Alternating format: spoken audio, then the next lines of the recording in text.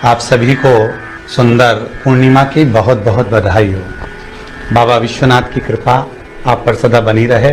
आ गया पूर्णिमा की रात्रि। बड़े से बड़ी बीमारियां, बड़े से बड़े रोग, बड़े से बड़े बड़े कष्ट इस पूर्णिमा की रात्रि को छूट जाते हैं। जिन बच्चों के नेत्र कमजोर होते हैं, रोशनी कमजोर होती है, पूर्णिमा के दिन रात्रि को 12 बजे भगवान चंद्रदेव का दर्शन कराइए।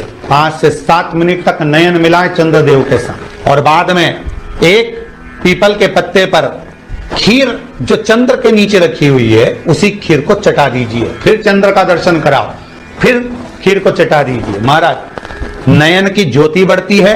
नींद नहीं आती तो निंद्रा देवी प्रवेश करती है, निंद्रा अच्छी आती है। आनंदित हो। महाराज, जिस व्यक्ति के शरीर में गांठ पड़ जाती हो, शरीर काला पड़ जाता हो, चट्टे पड़ जाते हो, या दांत खाज खुजली हो जाता हो, उसके लिए भी पूर्णिमा की रात्रि को 12 बजे महाराज भगवान चंद्रदेव के लिए 21 दिए जलाए जाते हैं। उस 21 दिए की कालोच एक थाली में इकट्ठी करी जाती है। कालोच को इकट्ठी कर शरीर में गाय के घी के साथ में जहां जहां जगह पर चट्टे हैं, गांठ है, वहां लगाया जाता है। उसको 5 या 7 दिन लगाइए। उसके बाद में रोज प्रतिदिन लगाने के आधे घंटे बाद स्नान कर लीजिए, आराम लगना प्रारंभ हो जाए। बन सके अगर लक्ष्मी की कमी है, लक्ष्मी नहीं आ रही है, व्यापार नहीं चल रहा है, तकलीफ बहुत ज्यादा है, घर में कष्ट है, कर्जा ज्यादा है, तो एक तांबे के कलश के ऊपर, तांबे के कलश में पानी भरना, कटोरी रखना, उस पर लक्ष्मी जी की मूर्ति रखना। लक्ष्मी जी की मूर्ति नहीं हो तो चांदी का सिक्का रखना। उसके सम्मुख में आप 31 दीपक घी के लंबी बाती के जला देना। महाराज, एक एक कमल गट्टा उस 31 दिए के अंदर डाल देना, और लक्ष्मी जी का पूजन करना, लक्ष्मी जी का स्मरण करना, खीर का भोग लगाना। पान के पत्ते पर खीर रखना, 5 पत्ते पर खीर का भोग लगाना, और माता लक्ष्मी से विनती करना। सुबेरे 4 बजे तक वो रखे रहने देना। सुबह 4 बजे वो उठाना, लक्ष्मी को वापिस तिजोरी में, या सिक्का हो तो उसको अलमारी में रख देना। जो खीर बनी है वो प्रसाद के रूप में सुबह 8 बजे, 10 बजे, 9 बजे जब खाना हो प्रेम से खाना।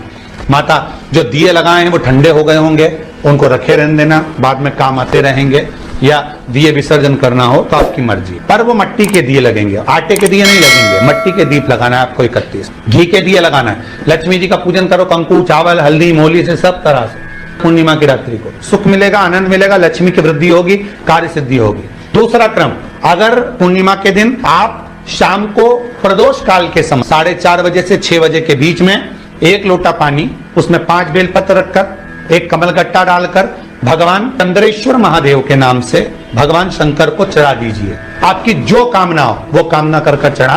विनती करें चंद्रेश्वर महादेव को और निवेदन करें कि हमारा ये कार्य सफल हो। केवल पूर्णिमा के दिन चढ़ाइए। जो बच्चे का दिमाग एकाग्र चित्त नहीं हो पाता है, पढ़ाई में मन नहीं लग पाता, या बच्चा स्थिर नहीं रह पाता, डोलता रहता है, मन भटकता रहता है, तो उसको भी पूर्णिमा का चंद्र रुद्राक्ष के छिद्र में से रात्रि के समय पर उस छिद्र में से रुद्राक्ष के पूर्णिमा का चंद्र दिखाया जाता है, मात्र एकाग्र की चित्तता के लिए, उस बिंदु की चित्त वृत्ति को। शास्त्र कहता है, शिव महापुराण की कथा कहती है, जो बच्चा माइंड से विकलांग हो, जो बच्चा अपनी बुद्धि और विवेक से काम नहीं कर पा रहा, जो बच्चा एक परीक्षा में बार-बार बैठ रहा है, फेल हो रहा है, पास ही नहीं हो रहा, अगर 3 महीने गाय अपने बछड़े को दूध पिलाए और वो दूध पिलाते समय जो फेन निकलता है, उस फेन को चम्मच में लेकर उस बच्चे को पिला दिया जाए तो बच्चे की बुद्धि का विकास प्रबल हो जाता है। बुद्धि का विकास अगर कोई एग्जाम में बच्चा बैठ रहा है और पास नहीं हो रहा, बहुत प्रयास कर रहे हैं, बहुत प्रयास नहीं हो रहा, उसको वो फेन पिलाकर एग्जाम के लिए भेज दीजिए। उसका बड़ा महत्व है। गौ माता अपने बछड़े को दूध पिलाए और उस बछड़ा दूध पीते समय जो फेन निकले, उस फेन का बड़ा, उसकी बड़ी महत्वता का वर्णन किया। ये वही फेन है, अगर घर में कहीं ना कहीं किसी ना किसी रूप में अगर कोई व्यक्ति बहुत ज्यादा मात्रा में बीमार रहता है तो उस बीमार व्यक्ति के स्नान की बाल्टी में भी वो फेन डाला जाता है और उससे स्नान कराया जाता है तो रोग मुक्त हो जाता है। पूर्णिमा के दिन आप शाम को प्रदोष काल के समय 4:30 बजे से 6 बजे के बीच में 1 लोटा पानी, उसमें 5 बेलपत्र रखकर 1 कमलगट्टा डालकर भगवान चंद्रेश्वर महादेव के नाम से भगवान शंकर को चढ़ा दीजिए। आपकी जो कामना हो वो कामना कर चढ़ा, विनती करें चंद्रेश्वर महादेव को और निवेदन करें कि हमारा ये कार्य सफल हो। केवल पूर्णिमा के दिन चढ़ाई है, कार्तिक पूर्णिमा तक क्या फल मिलता है हमको जरूर। जैसे शिव मंदिर में जाकर नंदी के कानों में कहकर नंदी के सींग के बीच में से शिव जी का दर्शन करते हैं, उसी तरह जो बच्चे का दिमाग एकाग्र चित्त नहीं हो पाता है, पढ़ाई में मन नहीं लग पाता या बच्चा स्थिर नहीं रह पाता, डोलता रहता है, मन भटकता रहता है, तो उसको भी पूर्णिमा का चंद्र रुद्राक्ष के क्षेत्र में से रात्रि के समय पर उस क्षेत्र में से रुद्राक्ष के पूर्णिमा का चंद्र दिखाया जाता है, मात्र एकाग्र की चित्तता के उस बिंदु चित्त वृत्ति को स्थिर करना।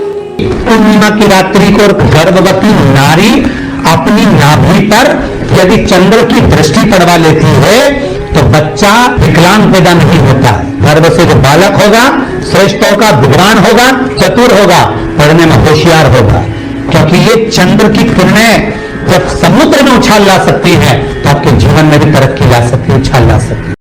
क्यों करा जाता है पूर्णिमा का व्रत? पूर्णिमा का व्रत करने का कारण क्या है बताइए? आप इतने सालों से कर रही हो, कई माताएं कर रही होंगी पूर्णिमा का व्रत। एक समय फलाहार करती हैं, एक समय भोजन करती हैं।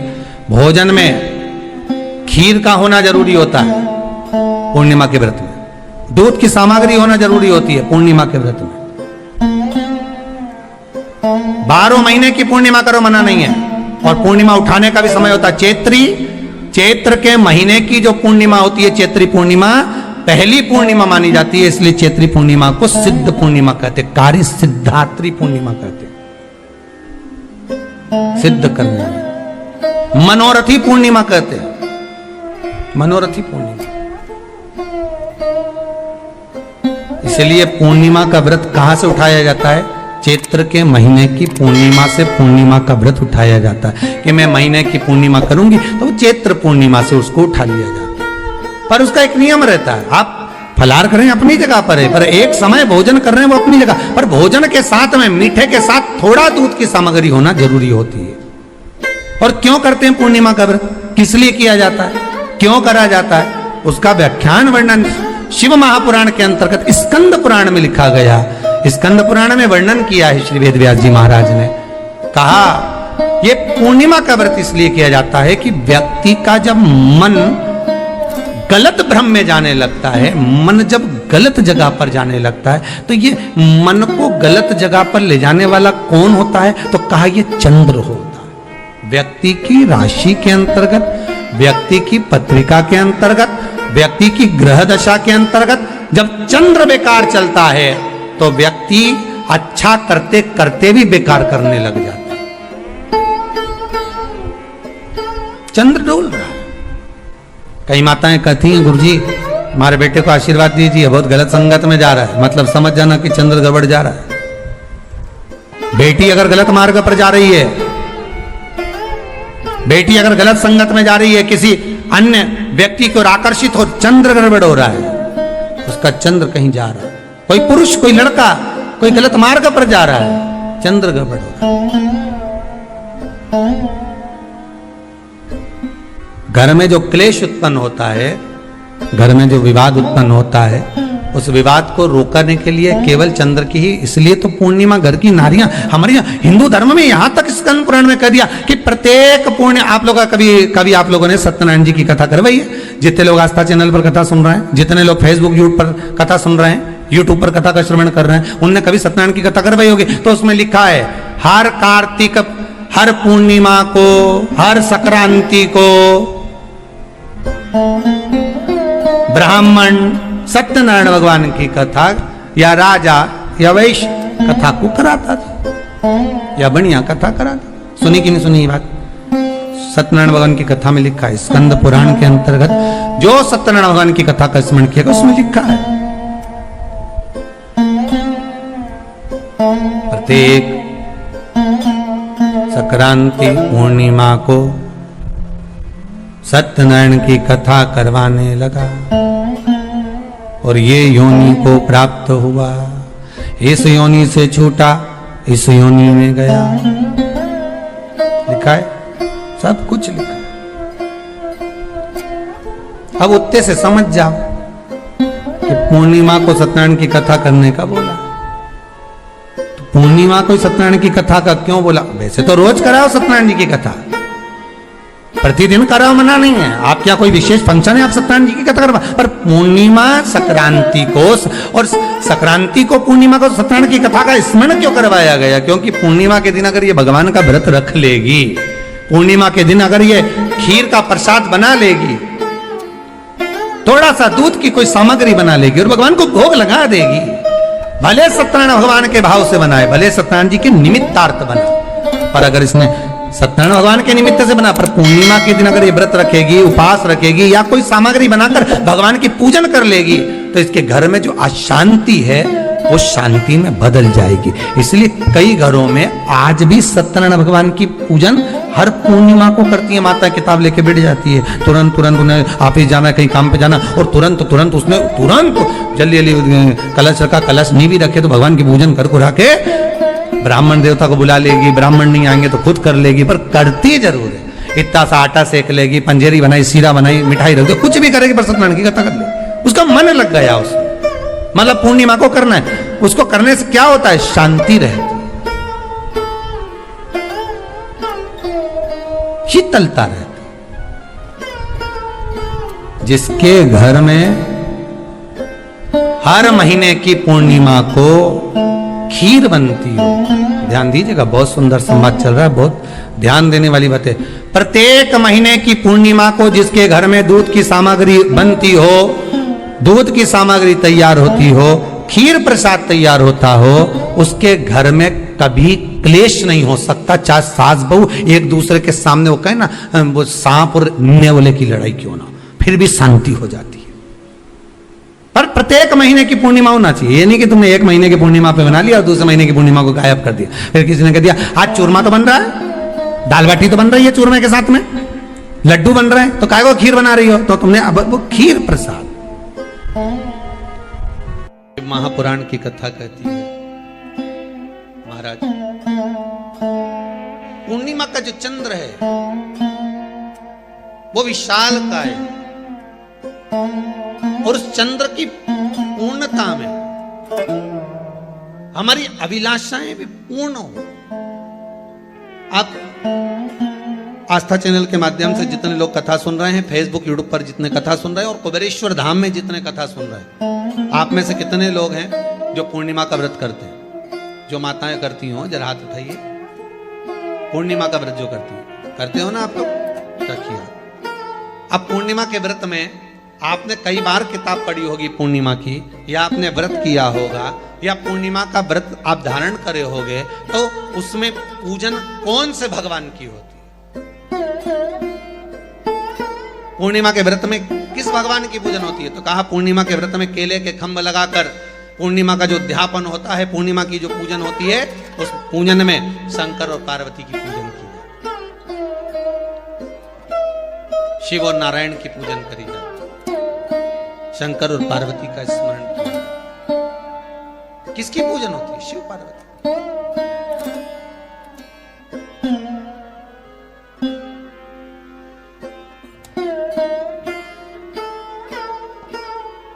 क्यों शंकर और पार्वती का पूजन क्यों करा जाता है पूर्णिमा के व्रत में? क्योंकि शिव और माता पार्वती ही केवल एक ऐसे हैं जिन्होंने अपूर्ण लक्ष्मी को भी पूर्ण बना दिया था। किसको पूर्ण बनाया है? लक्ष्मी। शरद पूर्णिमा के दिन अगर आप शंकर भगवान को एक लोटा पानी अगर शिव को समर्पित कर रहे हो, श्वेत पुष्प को रख कर शंकर जी के ऊपर सफेद फूल को चढ़ाकर अगर एक लोटा जल भी एक पात्र जल भी शंकर को समर्पित कर रहे हो, तो ये लक्ष्मी के लिए ही तो कर रहे हो। और कौन सी लक्ष्मी? पूर्ण लक्ष्मी, पूर्ण लक्ष्मी। आपको पहले भी कथा में कहा, एक बार भगवान विष्णु के सामने लक्ष्मी मैया ने बहुत तेज स्वर में कह दिया था, नारायण, दुनिया के लोग आपका नाम जपते हैं, दुनिया के लोग नारायण नारायण कहते हैं, दुनिया के लोग आपका भजन करते हैं, पर सत्य मायने में कहूं ना तो मेरे बिना दुनिया के लोगों की नहीं चल सकती, मेरे बिना दुनिया नहीं चल सकती, संसार मेरे बिना नहीं चल सकता। भगवान विष्णु ने कहा, ये तो गलत है लक्ष्मी आपका कहना। एक दिन लक्ष्मी को अहंकार आ गया, अहंकार के संबोधन जब माता लक्ष्मी करने लगी तो भगवान उसी समय पर भगवान विष्णु को क्रोध आ गया और भगवान विष्णु ने कह दिया, लक्ष्मी तू इतनी बड़ी बड़ी बात कहती है कि तेरे बिना नहीं रह सकती संसार। मैं तुझे कहता हूं लक्ष्मी, तू अपूर्ण है, तू अपूर्ण है, तू पूर्ण कब हो गई?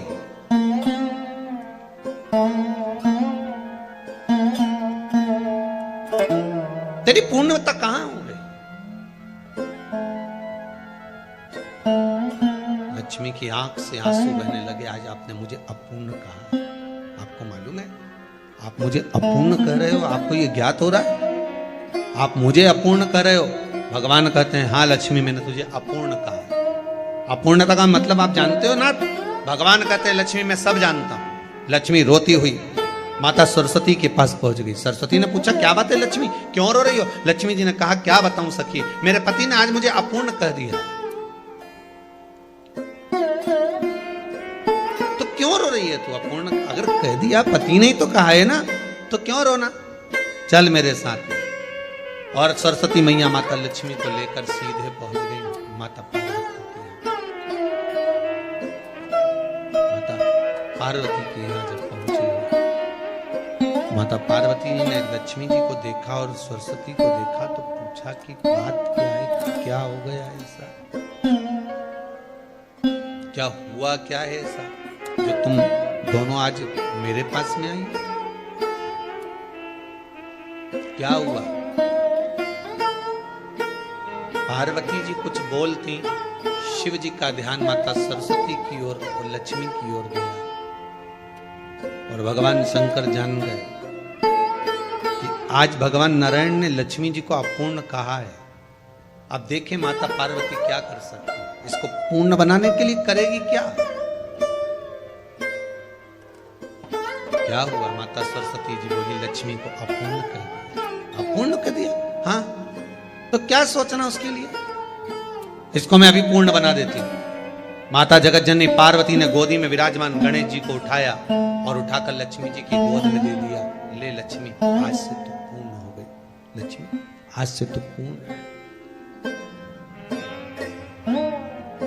गोदी में जब तक संतान नहीं है तो नारी को लोग अपूर्ण समझते हैं, पर माता पार्वती जी ने संपूर्ण ब्रह्मांड में एक सिद्धता प्रदान कर दी कि अपने गोदी के लाल को, अपने गोदी के पुत्र को माता ने लक्ष्मी की गोद में देकर लक्ष्मी को पूर्ण बना।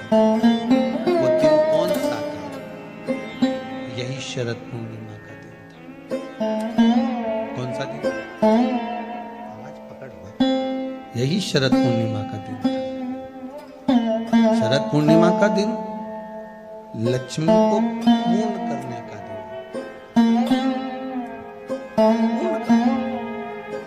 केवल अमृत ही नहीं बरसता, शरद पूर्णिमा के दिन लक्ष्मी भी बरसती। लक्ष्मी पूर्णिमा के कितने व्रत होते हैं? बोलते जाओ, जरा जल्दी जल्दी बोलो। पूर्णिमा के नारियों को, स्त्रियों को अखंड सौभाग्य के लिए, जो नारी वैधव्य नहीं होना चाहती है उस नारी को पूर्णिमा के कितने व्रत करना चाहिए? जिस नारी के यहाँ संतान नहीं हो, भगवान कृष्ण ने माता यशोदा को द्वापर में भी बताया है कि पूर्णिमा के 32 व्रत होते हैं। कितने व्रत होते हैं? 32।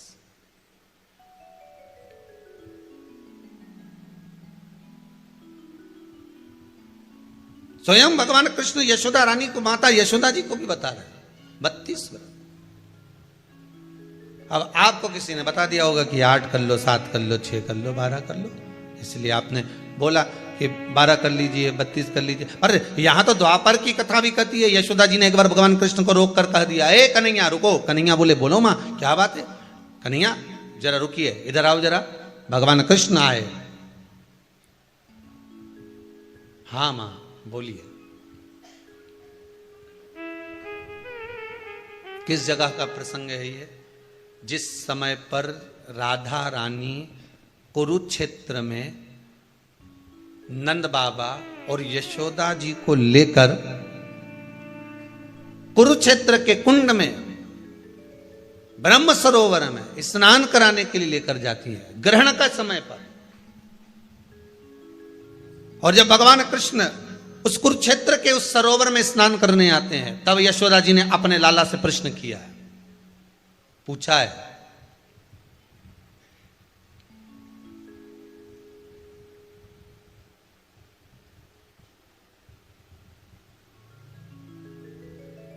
कि नारी वेधव्य होकर ना मरे।